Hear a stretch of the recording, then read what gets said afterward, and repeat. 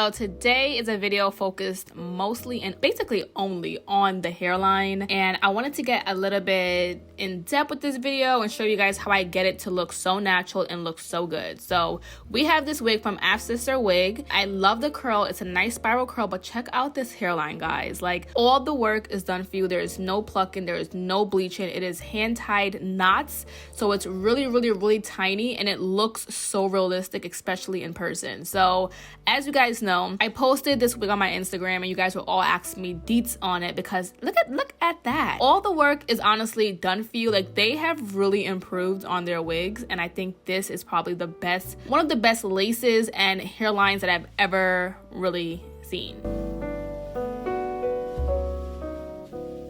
So to get started, this is how inside the wig looks. There is a headband. I put my hair in a low ponytail. You don't have to, you can braid it, but I put the wig a little bit on my forehead so you can see how it looks. Basically, once you take it out of the box, you basically have to do nothing besides zhuzh it up a little bit, but you don't have to do any of the technical things. So if you really are a beginner when it comes to wigs, I would highly recommend this is one that you need to purchase ASAP, because I was geeked about it. Like, come on, life is easy at this point.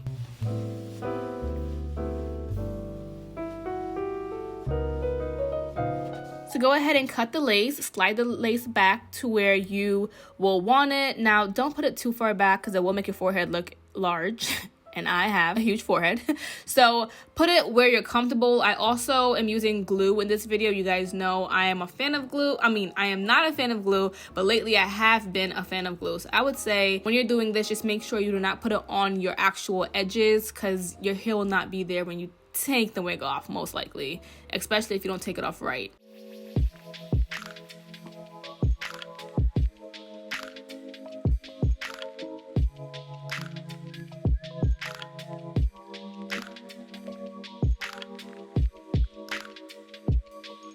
So I went ahead and just pressed the headband into the wig. Now, I wasn't really sure where I was going for the end result of this unit. So as you can see, I'm just gonna run my hands through the curls. I wanted to keep the natural curl. I didn't want to have to reinvent the curls, just because I wanted you guys to see how it looks and how I style it.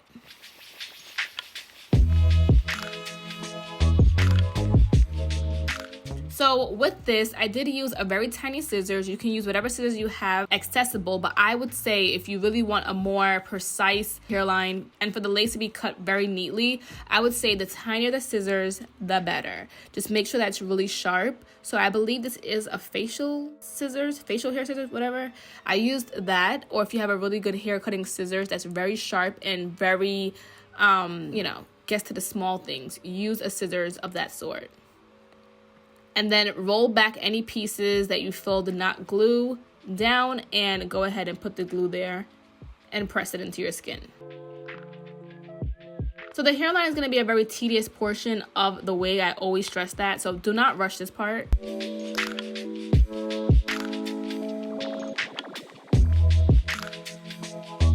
I'm also using a blow dryer in some cases because obviously you want the glue to dry. Now, you don't have to use this, and I wouldn't recommend using it, but like I said, I was pressed for time, as I usually am, and I just wanted it to dry quickly. I didn't want to sit there all day and wait for it to go from white to clear, you know? To jumpstart the hairline journey to getting it, I went ahead and used my hot comb.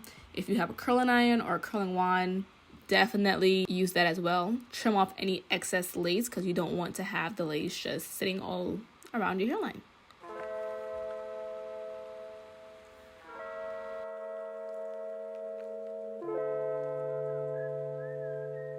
So next, comb out any potential baby hairs.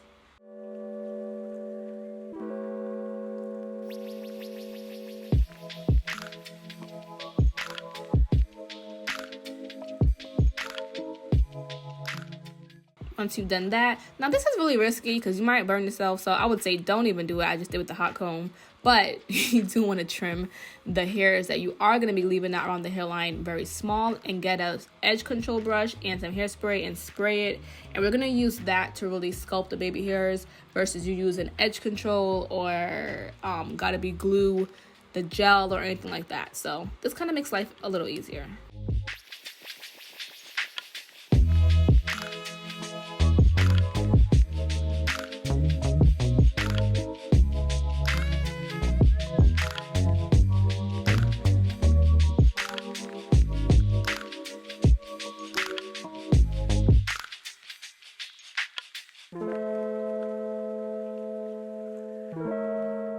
Now it's time for the scoopy scoop part. So again, the more hair you have for your baby hairs, the more unrealistic it looks. And you know, these days I like to go natural. I mean, not these days, always I like to go natural.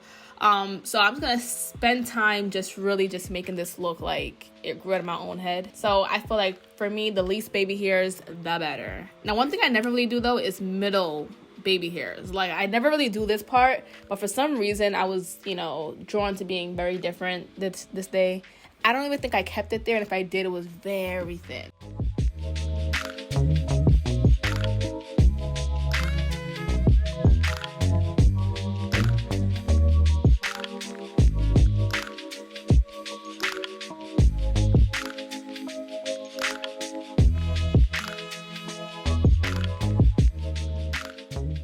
The lace on this unit is impeccable. Like, it is beautiful. It is amazing. Like, I honestly felt so confident wearing this outside in the sun in the daytime, taking pictures. It just looked so good and so natural, as you can see. Like, they actually did a very good job. I have another wig that I did with them that also looks magnificent because it just looks so good. It blends in so well with my skin color.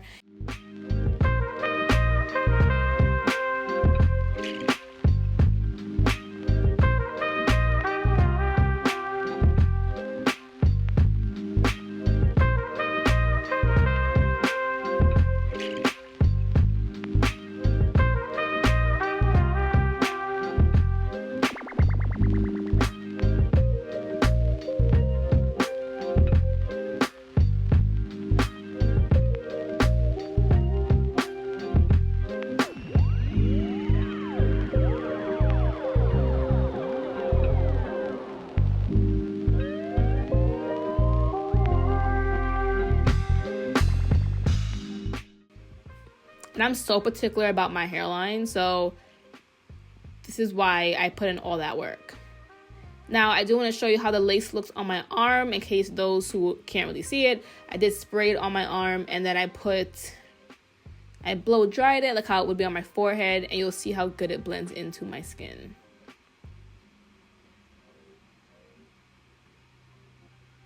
That is some pretty good lace, if you ask me.